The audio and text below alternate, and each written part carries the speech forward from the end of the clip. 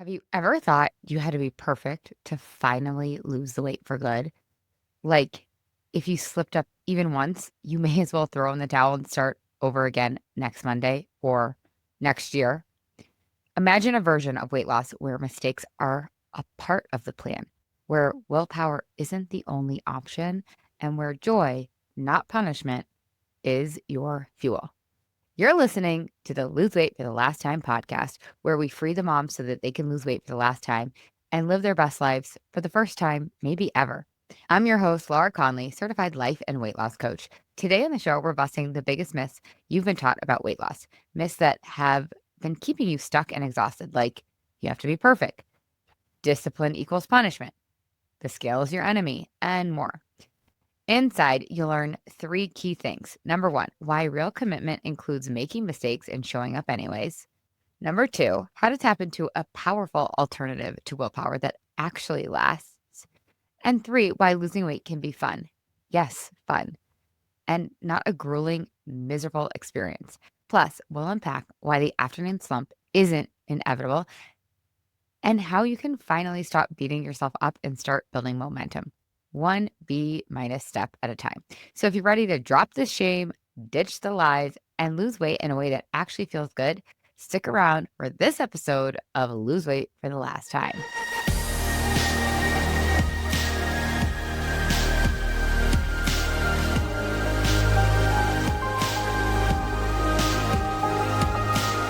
Myth one, you have to be perfect to succeed weight loss.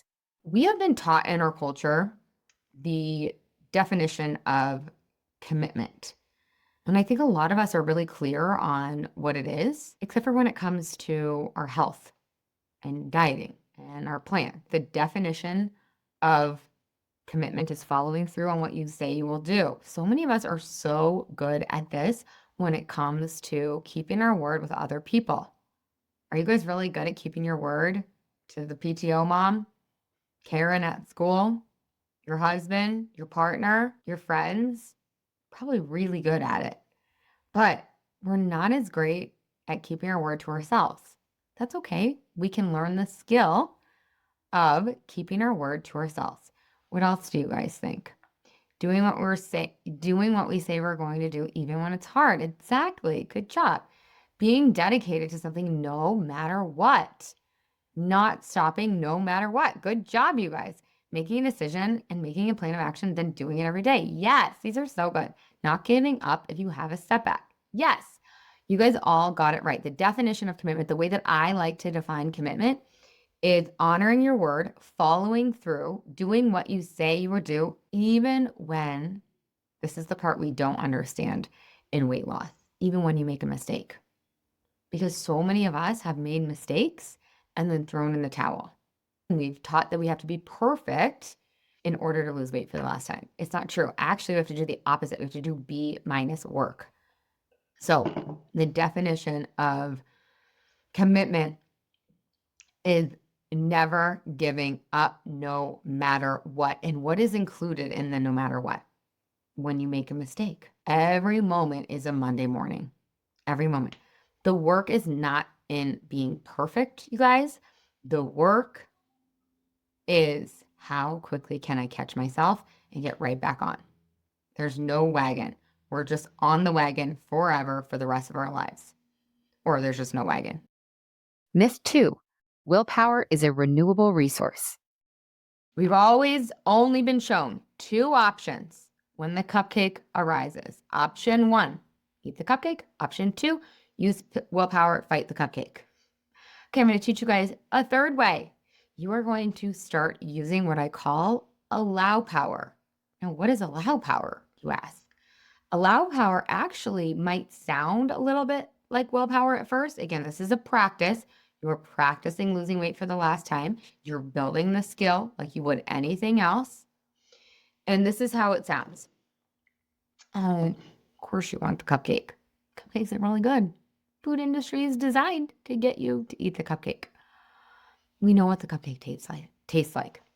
It's pretty good. It's not that great. You know what we want more is to feel confident in our skin, to go to the pool with our kid, whatever. Go to one of your compelling reasons, right? And Don't expect that it's not going to feel a little angsty in your body in that moment. My dear friend Olivia calls it gag and go, not physically. I'm not teaching you guys how to have an eating disorder over here. Gag and go, allow power. Like, it's still not going to feel amazing. It is going to feel a little better than willpower. And remember, willpower doesn't work out because it's not a renewable resource. It runs out. Of course, it's easy when you're motivated. Of course, it's easy when you're inspired. Great. But what happens when you lose it? And you will lose it. That's another lie that I think we've been sold, is that we're supposed to remain 100% motivated, 100% inspired, committed all of the time. No, I actually want you to plan for the motivation to wane. I want you to plan for the inspiration to go poof.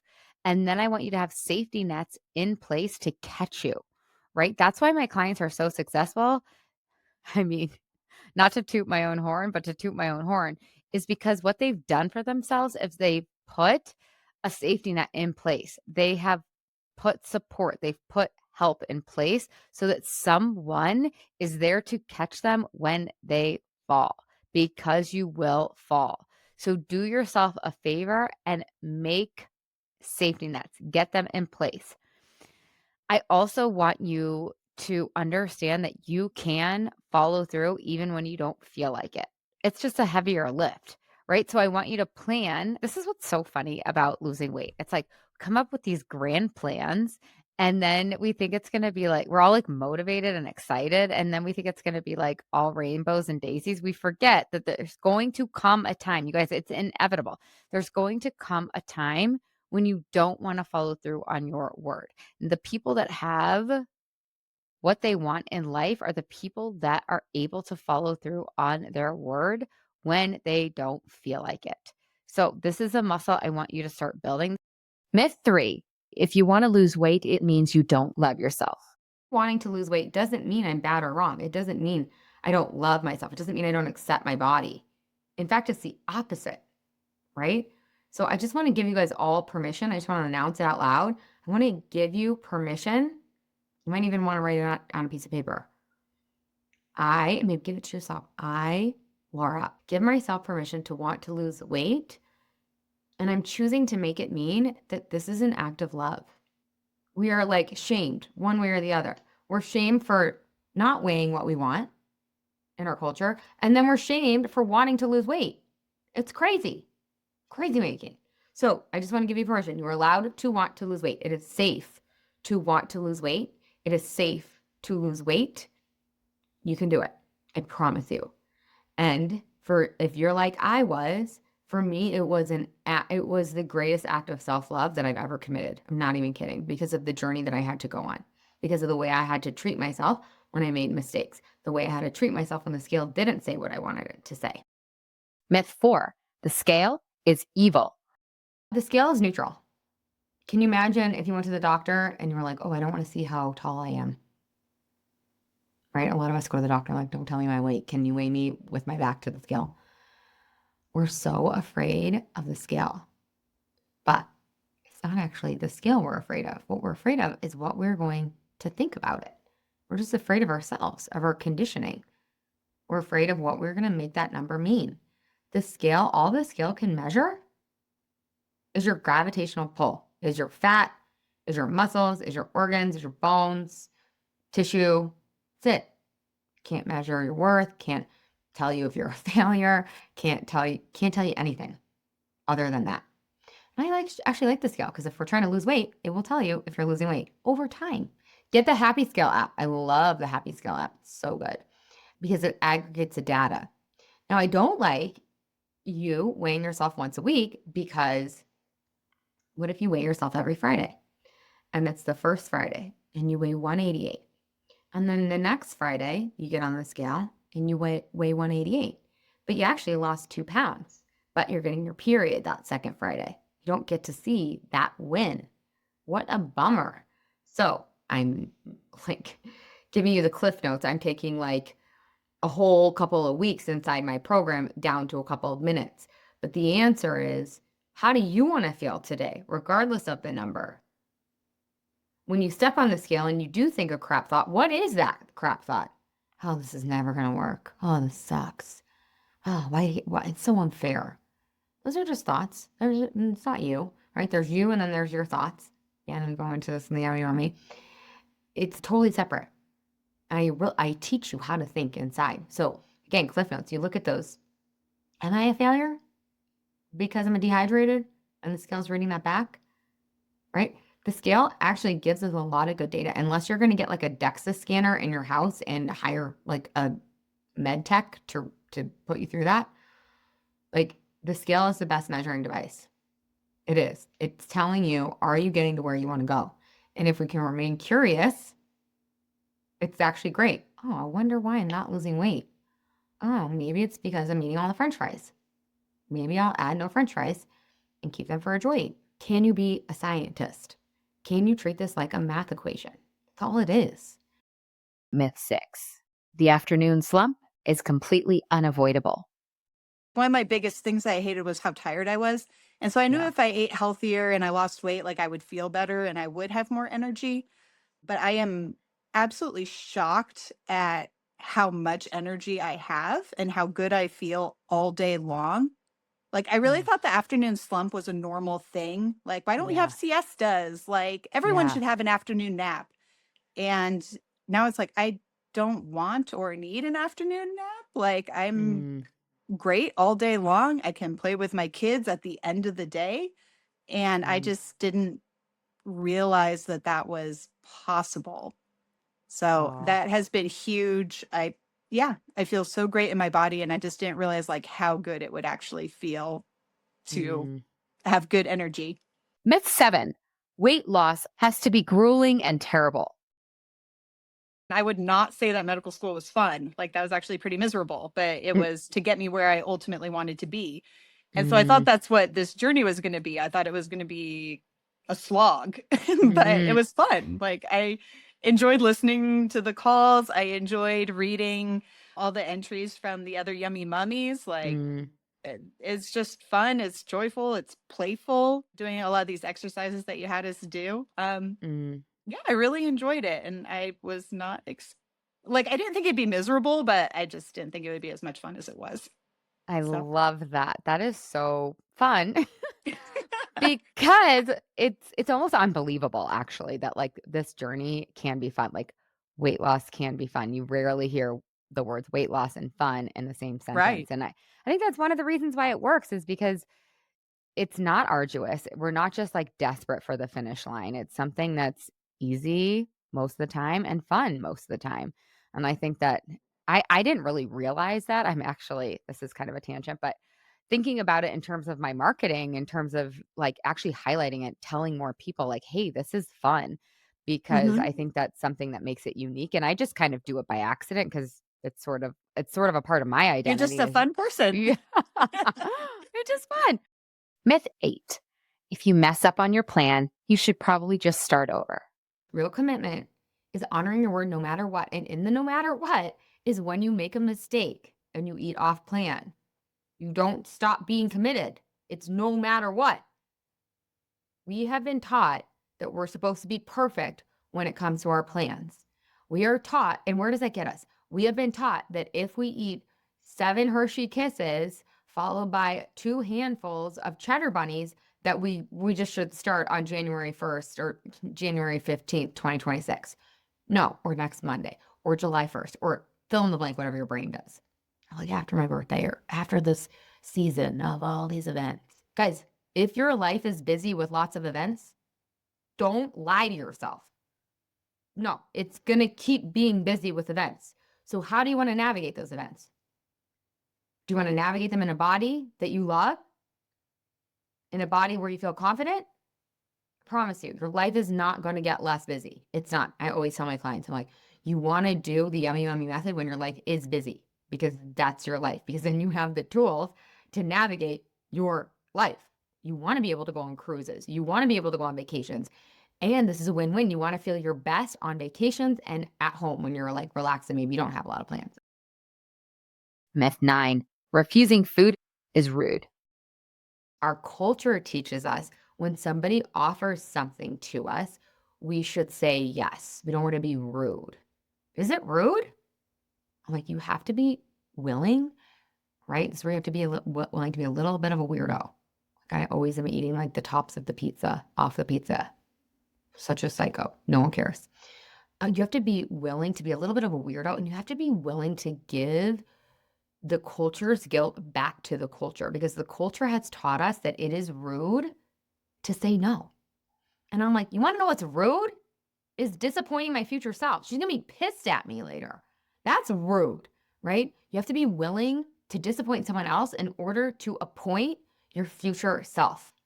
Again, they probably aren't going to be disappointed, but worst case scenario, they are. Take a few deep breaths. It's okay. That's culture's guilt. That's her disappointment. It's not my business, actually. And I just want to announce this for everybody. I just want to like make a speech. You can tell the host. You don't have to tell the host. I like telling the host, but again, it's totally up to you, right? So you do you. I love when I witness my friends like doing them. Like the other night we went out to dinner and my friend, we all went out to dinner and it was a big group and she just ordered one glass of champagne. She didn't order dinner. She didn't make no explanation. I mean, she knows I'm not going to question her because she knows me. Myth 10, beating yourself up will help you stay disciplined. So what I do not want you doing anymore is throwing your head in the sand and ignoring yourself. People call that, oh, I'm just going to give myself grace. That's not grace. It's the opposite of self-love. You're ignoring yourself. You're abandoning yourself. Okay? If you're not ready to look at the mistake or the plot twist, that's okay. You don't have to look at it right away.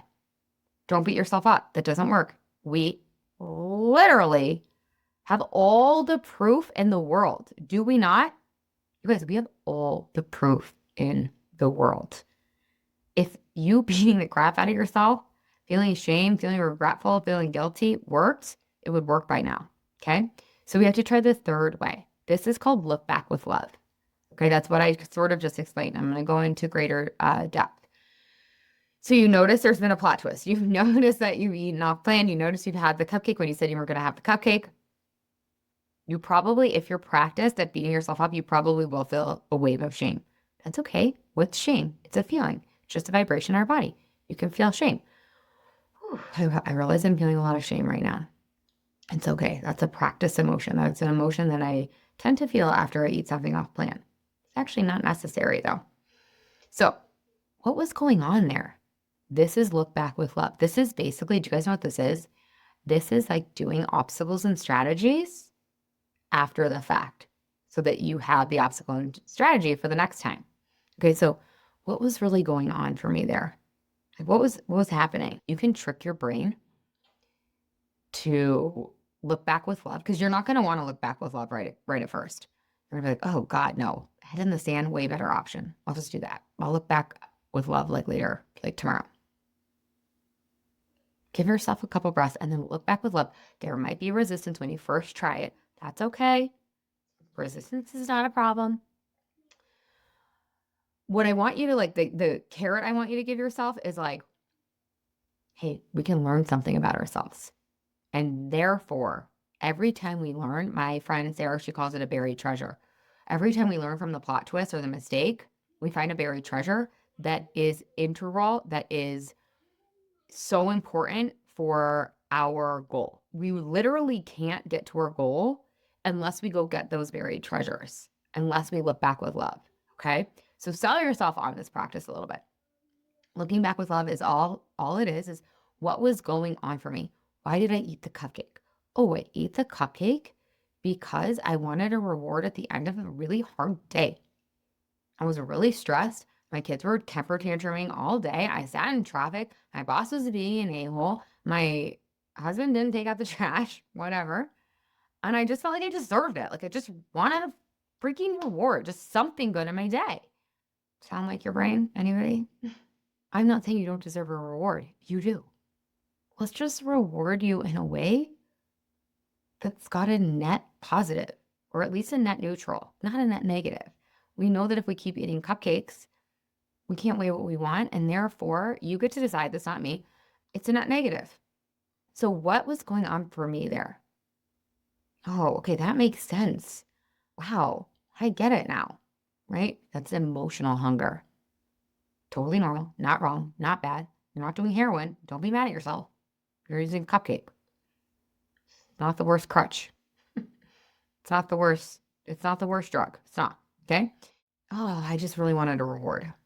Totally normal. Okay. What can I think and do? What can I think and do next time to take care of myself? Myth 11. Ozempic will fix everything. Some people are saying it is a magic pill, but it's just one tool. And unless you pair this tool with all of the other tools that you learn inside the Yummy Mummy, like mindset tools, um, emotional intelligence tools, like having accountability, like learning to get your pleasure and your comfort and your de-stress and your rewards from things other than food. Like, I really want, if you do decide to take this medicine, I really want to encourage you to pair it with other tools, because then what happens when you stop taking it, if you stop taking it, which we'll talk about in a minute, but it is just one tool in the toolbox. And I do believe that it is a band aid. I do not believe that this heals at the root. Myth 12.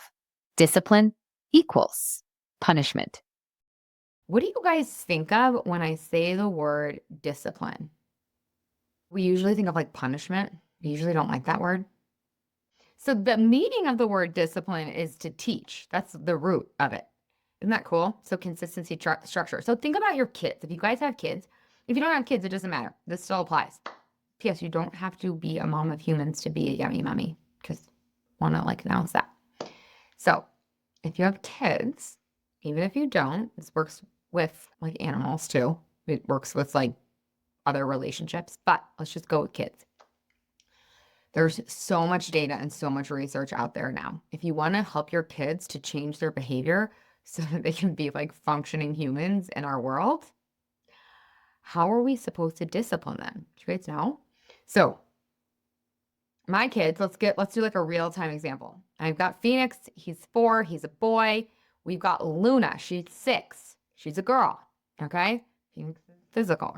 He's big, he's boy energy. Okay? He will beat the fucking crap out of Luna. Okay? So let's do an example. I'm trying to think of like the other day. The other day, he takes her like coloring book. She goes over, rips it out of his hands. He goes over, whacks her upside the head. They get in a big fight. Now, what do I kind of want to do? I kind of just want to ignore it. And sometimes that might be appropriate, right, in this example. But if I really want to change behavior, that's not going to work. Okay, so sometimes, right, we want to kind of just ignore it. Like, we'll just hope that just like solves itself. Number 2, we don't beat the crap out of our kids, like verbally, when we're being the parents we want to be, verbally or physically, right? I'm not like, when I'm being the mom I want to be, I'm not like, you fucking idiots, what are you doing? I told you not to hit each other. Doesn't work to change behavior. This is science backed. What changes behavior? I take a deep breath. I get calm. I walk on over and I sit down with Venus. I'm like, hey, what's going on? And he's like, she took the coloring book back. And I'm like, that must have been really frustrating for you. He's like, yeah, I'm mad. And I'm like, can we just take a deep breath here?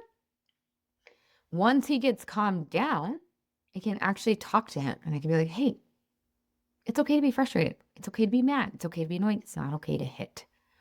What can we do next time? Like, what are some solutions that we could apply next time?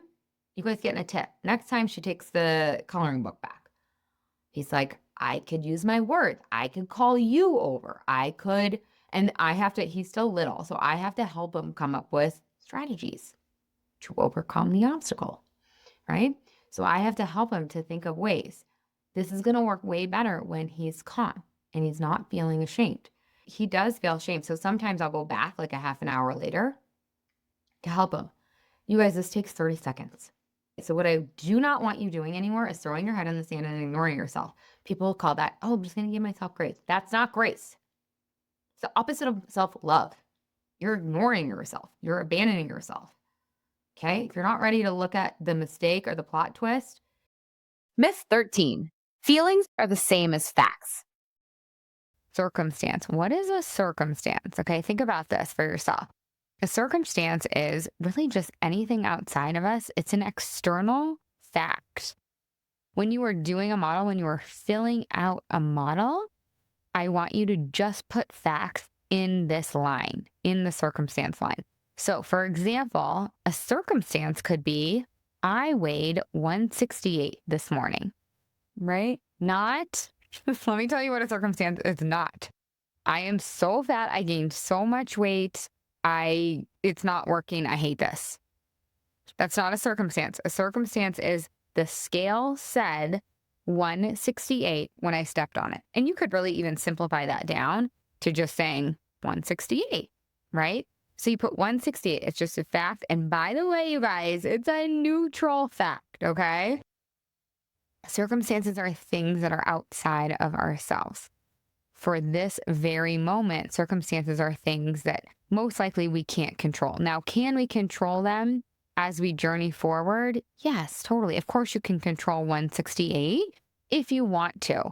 Maybe that doesn't make you feel healthy. Maybe it doesn't make you feel radiant, alive, energetic, light, free. So maybe you want to weigh 148, right? Maybe that's your goal.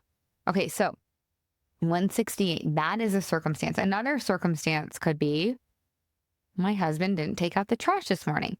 Another circumstance could be my clothes in my closet. That is the first line of the model, circumstance. Second line of the model is thought, like I said. So do you guys know what a thought is? A thought is literally a sentence in your brain. That's all it is. It's a sentence in our brains. Now, some people will want to be like, what's a belief? A belief is really just a thought that you've thought over and over again. Okay, so that's just kind of side note, right? So a thought is a sentence in your brain. Now, thoughts are optional. You guys have seen the quote, right? You don't have to believe everything that you think.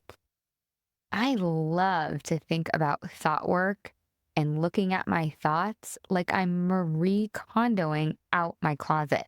You guys have heard of Marie Kondo, right? She's the one that wrote The Life-Changing Magic of Tidying Up.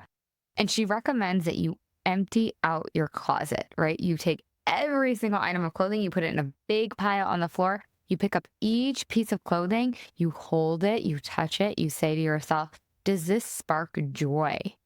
And that is the same exact thing that I want you doing with all of your thoughts.